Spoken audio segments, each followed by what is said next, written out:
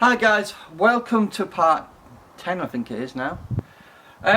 So at the moment I'm trying to make sure this is level because as I said in previous videos, I didn't quite get the leveling right on these sleepers. So the unique thing about sleepers is you can always sand them down. So we've got our capping piece of wood here, as I showed you earlier on in the earlier part. We're just trying to make sure it sits level by sanding it down. So if I do that, it seems alright at that end, but at this end it's rocking a bit. So we need to make sure this is level as possible, so we keep sanding down as much as we can, but there is a bit of a gap. So if I just show you guys, so just bring you down to my level, you can see there's a slight gap there, bit of a gap there as you can see. Move you over here and you can see under there we've got a slight gap there. So the idea is to try and sand this down to make sure it's flat, because I'm sanding down at the moment and we are getting down to some of the screws, but if you countersink enough room, it means you've got a lot of play for actually sanding down. So I just wanted to show you that point where it's quite important. Right, we've just done our sanding down on the tops and we've rounded the edges just so when we put our liner on there's no sharp edges. So we're about to put on a new coating of wood preserver where we sanded it down, and I just wanted to show you where we're at. Welcome to another video. So I've got these L-shaped brackets we're going to be putting in the corner here. Hopefully it is quite square.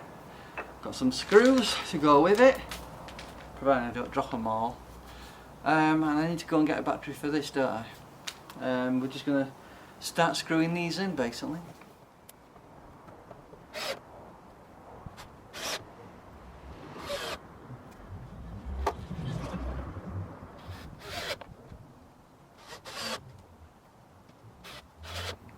Right guys, I just want to show you the L brackets and the flat brackets I've put in, just to give this structure a bit more strength.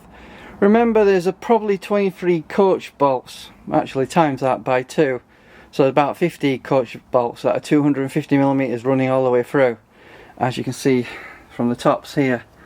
So we put our L brackets in, just to show you closer up what they look like.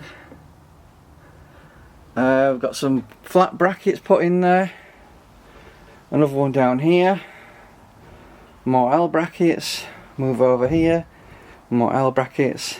So we've done basically 4 for each level, another flat bracket and more L brackets. So that's where we're at the moment. Pond obviously is looking good, ready for our liner. I just need some pipe work to turn up, but just to remind you, we've got one outlet to take water from the skimmer, one to push from the internal pump. We're going to use an internal pump in here, not an external pump, to push water out, and then obviously we have 2 returns there, one there and one there. So I just wanted to give you a bit of an overview from the inside of the pond, see what it looks like. So you can see where we're at the moment with this stage, and hopefully this will be informative for you guys